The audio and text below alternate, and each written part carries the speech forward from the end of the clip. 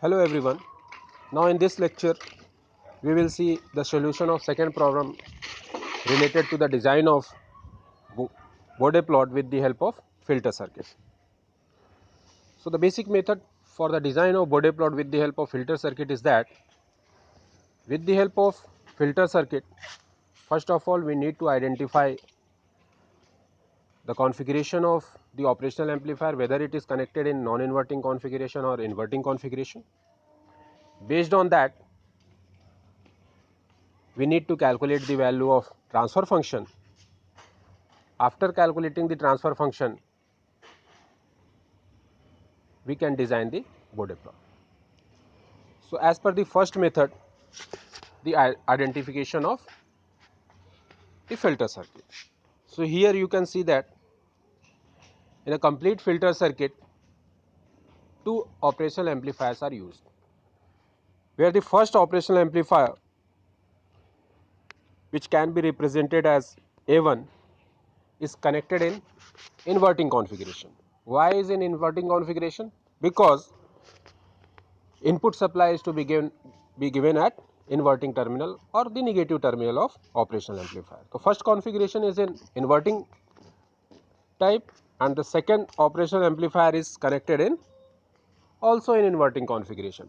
Why? Because the output of A1 is connected at the negative terminal of the second operational amplifier. See, both the operational amplifier which is to be used here for the designing of the filter circuit is inverting type. So the complete transfer function will be how much? T of S is equal to T1 of S into T2 of S. And as both the operational amplifier are of inverting type, the value of transfer function will be how much? Z2 by Z1, where Z2 is the value of feedback component and Z1 is the value of input terminal component. So starting with T1 of S. So in case of T1 of S, what is the value of Z2? So Z2 is this one, that means the parallel combination of 100 kilo ohm resistance and 10 picofarad capacitance, and we know if the resistor and capacitors are connected in parallel, the mathematical expression in parallel combination of resistor and capacitor will be how much? 1 by C2 of S plus 1 by R2. So again simply substitute the value of capacitance and resistance and solve for Z2. So final value of Z2 is this one. Similarly, calculate the value of Z1. Z1 is also the parallel combination of resistor and capacitor. So with the help of same method, that means by using the formula of parallel combination of resistor and capacitor, substitute the value of capacitor and resistor and calculate the value of Z1. So now after calculating the value of Z2 and Z1, now substitute the value of Z2 and Z1 in equation number 1. So after substituting, the final value of T1 of S is equal to 10 to the power minus 4S plus 10 divided by 10 to the power minus 6S plus 1. So now we have calculated the value of T1S. By same procedure, calculate the value of T2 of S. As T2 of S is also the transfer function of inverting type of operational amplifier. So the value of T2 of S is also Z2 by Z1. So what is the value of Z2? Here also the resistor and capacitors are connected in parallel. That's why the value of Z2 is parallel combination of capacitor and resistor. That means 1 by C2F plus 1 by R2. After substituting the values, this is the final value of Z2. Now, what is the value of Z1? So you can see from here at the input terminal, resistor and capacitors are connected in series, and when resistor and capacitor is connected in series, that is represented as 1 plus 1 by R1 plus 1 by C1S. This is how the resistors and capacitor will be connected in series.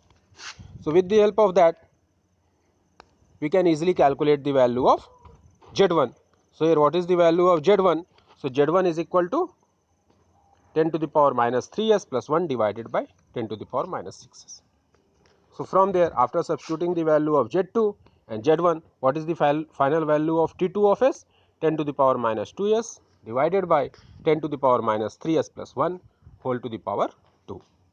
So, now we have calculated the value of T1 of S and T2 of S. Now, what is the next procedure? Because both the circuits are connected in cascading, that is why simply multiply both the transfer function. That means total transfer function T of S is equal to T1 of S multiplied with T2 of S. Just substitute the value of T1 of S and T2 of S. This is the final value of T of S. So, you can see from here the value of T of S is 10 to the power minus 1s multiplied by all the terms.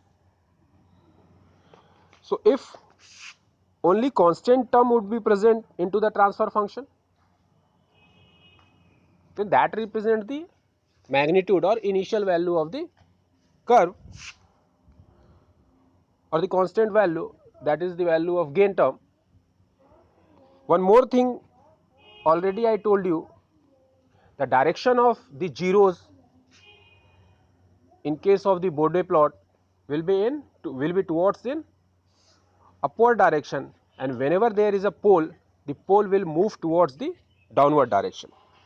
You can see from here one S term is present into the numerator, and the value of this term is how much? S divided by 10.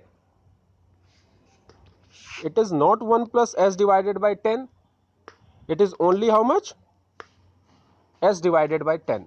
That means the initial slope is coming from the negative or downward direction and it moves towards the upward direction, and it crosses the x axis at the frequency of 10. What is the meaning of that?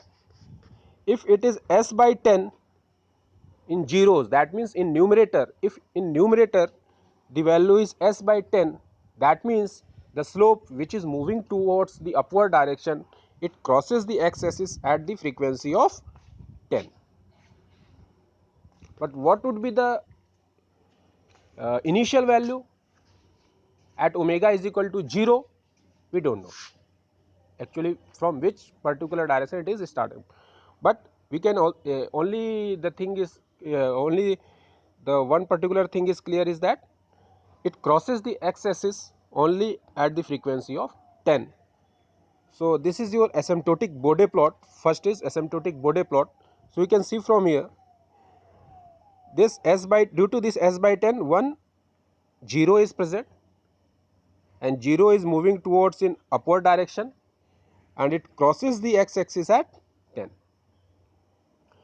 Now, second minimum frequency is 10 to the power 3, and 10 to the power 3 is in denominator, that means it represents the value of pole, and we know pole will move towards the downward direction. That is why the direction of this particular slope is towards the downward direction. And what is the value of power? Power is 2, that is why the value of this slope is minus 40 dB per decades. Then third frequency is 10 to the power 5. 10 to the power 5 is in numerator, that means it represents the value of 0, and we know 0 will move towards in upward direction. And what is the value of power? Power is 1, that means the value of slope is 20 dB per decades. Now, fourth frequency is 10 to the power 6. 10 to the power 6 is in denominator, that means it represents the value of pole. Pole move towards in downward direction, and what is the power? Power is minus 1, that means the value of slope is minus 20 dB per decades. So, these are the this is the this is the plot of, this plot is particularly called as asymptotic Bode plot, and with the help of asymptotic Bode plot we can clearly get the idea about the direction of slope at each particular frequency. And after designing of this asymptotic Bode plot, we can easily plot the final Bode plot. So, based on this, now we are going to plot the final Bode plot. So, in final Bode plot, first frequency is 10. Already I told you value is s by 10, that means it is coming towards from negative direction, but it crosses the x axis at the value of 10 and it is moving towards in upward direction with a slope of 20 dB per decades. Now, at second frequency of 10 to the power 3, the value of slope is how much? Minus 40 dB.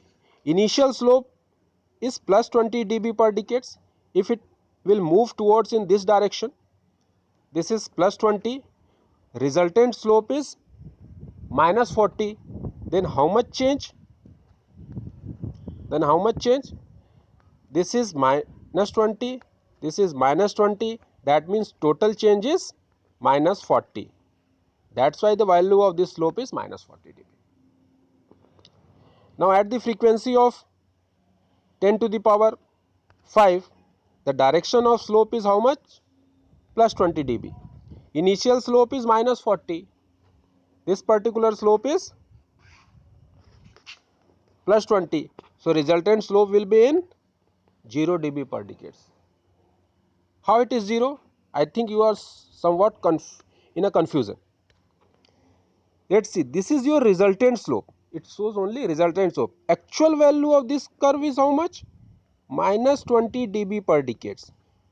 What is this minus 40? Minus 40 represents the change in the slope from initial value to the final value. This value is plus 20 per decades. For going up to minus 20, how much change? Plus 20 to 0, minus 20, then 0 to minus 20, minus 20, total change is minus 40. That is why this complete change at the frequency of 10 to the power 5 is minus 40, but actual value of this slope is how much? Minus 20 dB per decades. So, this particular slope is of minus 20 dB per decades. Now, at the frequency of 10 to the power 5, change in frequency is plus 20.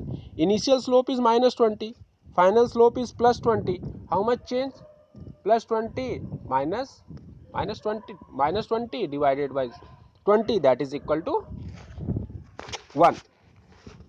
So, total change is plus 20 minus 20 divided by 20, that is equal to 0. So, final change in this particular slope is 0 dB per decades. So, at the frequency of 10 to the power 5, the value of slope is how much?